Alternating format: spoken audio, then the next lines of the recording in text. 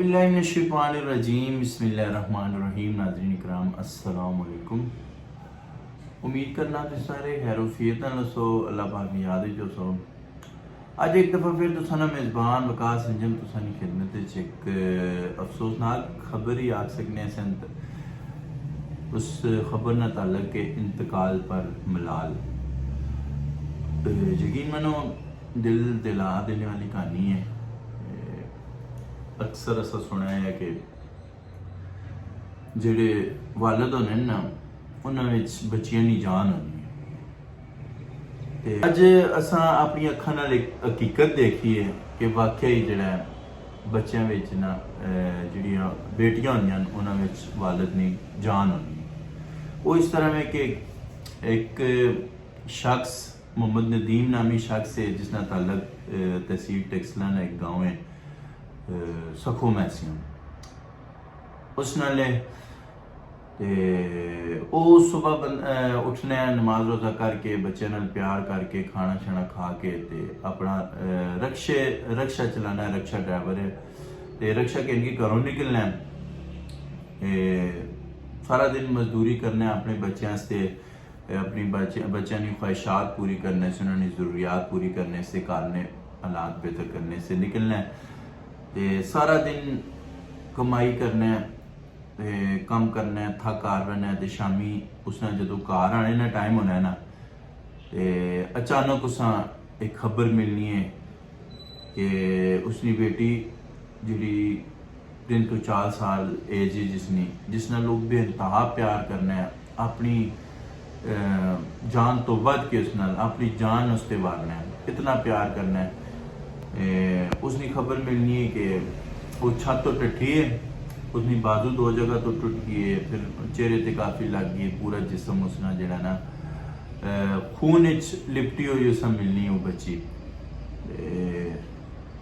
दिल उसी वेले उसना फट होना है। लेकिन ये कि वो बहुत सारा जड़ा ना मर्द मुजाहिद जड़ा कंट्रोल करके उस चाहने अपने हाथ पा के कहने रावलपिंडी अस्पताल उसने बाजू जुड़ाना है और उसने फर्स्ट एड जो भी मामलात है वो सारे करके उसने बाजू न प्लस्तर करवा के 3 जगह तो बाजू टूटी है थे प्लस्तर करवा के फिर और सारे चिर गए उन्हें टाँके लवा के मतलब ये कि उस बेहतरी से डॉक्टर जो कुछ कर सकने उन्हें किया। बहरहाल जी वो उस हथे चाहे बाहर निकले तो ज़्यादा देर वो बर्दाश्त नहीं कर सका बेचारा उत्थे ही अटैक है उसका दिल में अटैक होने की वजह तो जो वो बंदा सर्वाइव नहीं कर सका मजीद अगे जिंदगियां जड़ा सर्वाइव नहीं कर सका टैनी की वजह तो उत्थे ही उसका इंतकाल हो गया।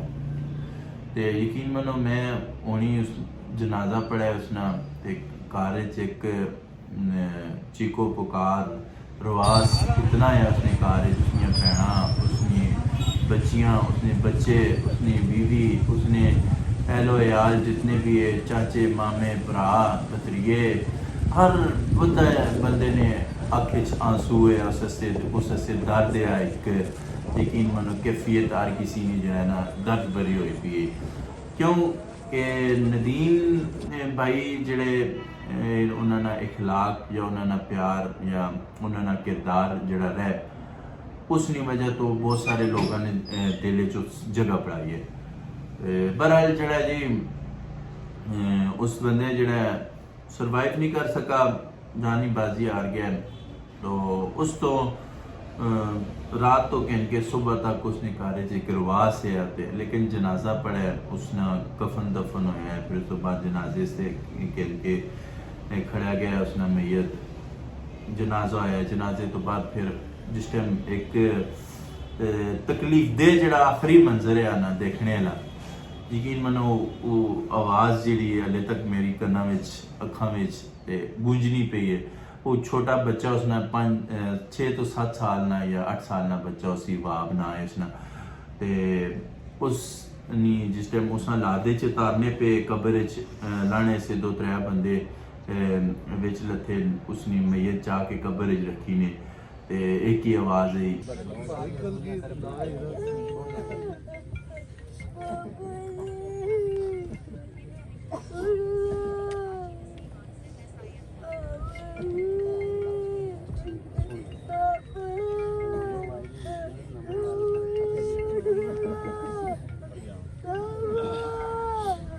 ਬਾਬਾ ਬਾਬਾ ਆ ਜਲੋ ਨਾ, ਬਾਬਾ ਕਿੱਥੇ ਜੁਲਨੇ ਹੋ।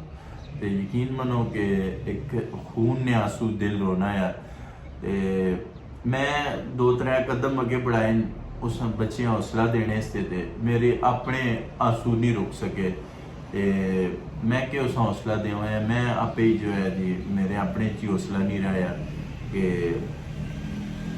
इस बंदे ने इंतकाल नहीं वजह तो। ते यकीन मानो कि बड़ा दर्दनाक एक जड़ा जी मौत ते बराके, लेकिन इवें कि इस तरह नहीं अचानक जी होनी ना मौत, उस तो बड़ा दुख होना है। उस बेचारे के कोई सोचा सी ये कि मैं बच्चे से कमाई करके आसा, बच्चों की ख्वाहिशात पूरी कर सकूँ। एक बड़ा ज़बरदस्त शायर इतने शेर एक लिखना है कि आगाह है अपनी मौत से कोई बशर नहीं, आगाह है अपनी मौत से कोई बशर नहीं, सामान 100 बरस का पल की खबर नहीं। ये ਜਿਹੜਾ शायर लिखा है ना शेर, वो इस गल नहीं है, इस हकीकत नहीं अक्कासी करना है। तो कोशिश करो अपने अगली मंजिल नहीं हर टाइम तैयार रहा करो। उससे देखो किसी टाइम पता नहीं चलना किस वक्त तुसा ना बुलावा आवे जे। हुण नदीम भाई के कोई सोचा सी यार मैं बच्चों से कमा के आनसा, बच्चा खिलासा, बच्चे की जरूरियात पूरी करसा, लेकिन उससे नहीं पता है कि पल नहीं खबर नहीं है। अपना बहुत सारा ख्याल रखियो। इस ये ऐसा ने नदीम भरा है जरा मेहनतकश भरा है, अपने बच्चे से कोशिश करना है इससे जरा ना कुल शरीफ पढ़ के सूरह इखलास एक दफ़ा पढ़ के कुल शरीफ पढ़ के ज़रूर इससे दुआ करनी। तो अपनी भी कोशिश करो, अपनी आखिरत मंजिल से तैयारी करो। अपना बहुत सारा ख्याल रखियो, अपने इस मेज़बान इजाज़त दो। अल्लाह।